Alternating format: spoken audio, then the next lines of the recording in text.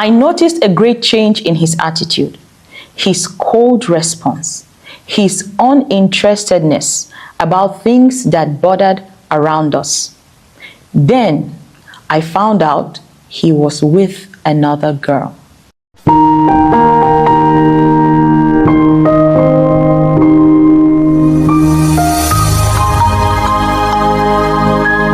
Heart Talk with Lydia.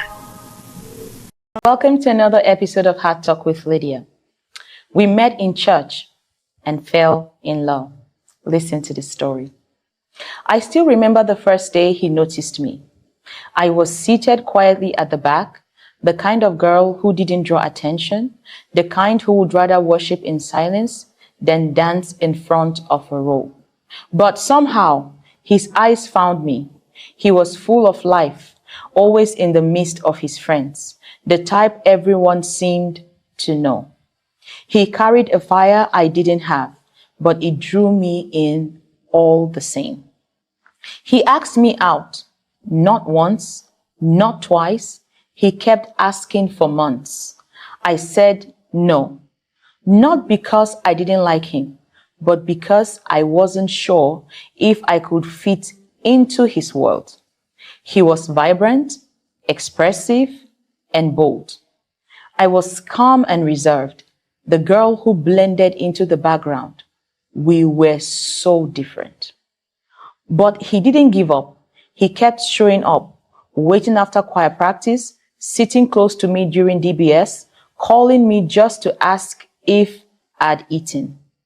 Everyone around could see how much he wanted me, and eventually I gave in. I said yes, and that's the first time in my life I will get into a love relationship with a man. From that moment, we were practically inseparable. By the way, I had just gained admission into the university, as at the time the relationship started. In the beginning, it was beautiful. We were the couple everyone admired, the calm girl and the lively boy who somehow balanced each other. He made me laugh. He made me dream bigger. He made me believe in love in a way I never thought possible. We prayed together, built plans together, and promised forever. But somewhere along the way, 5 years into the relationship, forever started to crack. He began to complain that I wasn't lively enough, that I wasn't vibing to his energy, that while he wanted fire, I only brought calm.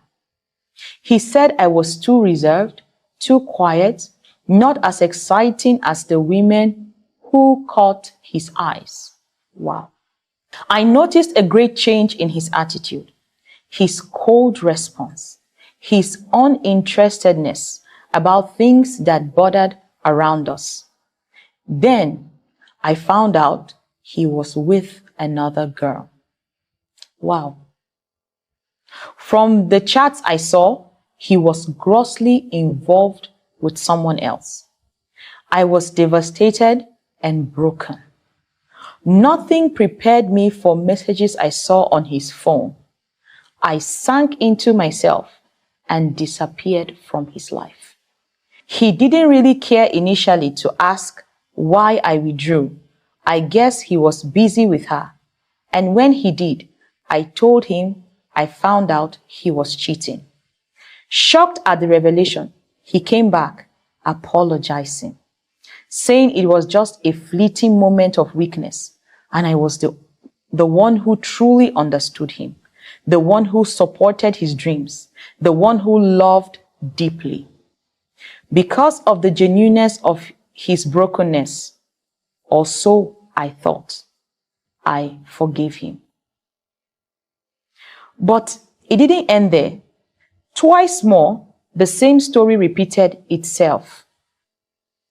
Each time, he left me for someone else, only to return with apologies and sweet words. Wow. Each time, I let him back in because my heart still remembered the boy who sat beside me in church, waiting patiently for my yes. 8 years.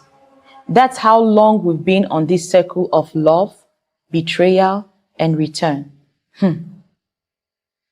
I stand by him, support him, pray for his success, and love him the only way I know how.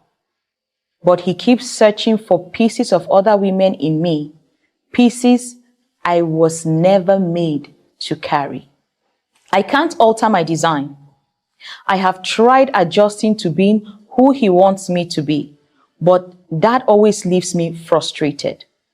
I don't like the I'm doing too much feeling I get when I try to be someone else, but I also don't want to leave him because no one has ever made me feel so much love as he has.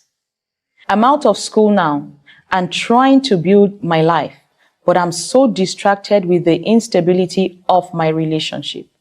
At this point, I truly want to leave, but just the thought of it makes me want to pass out.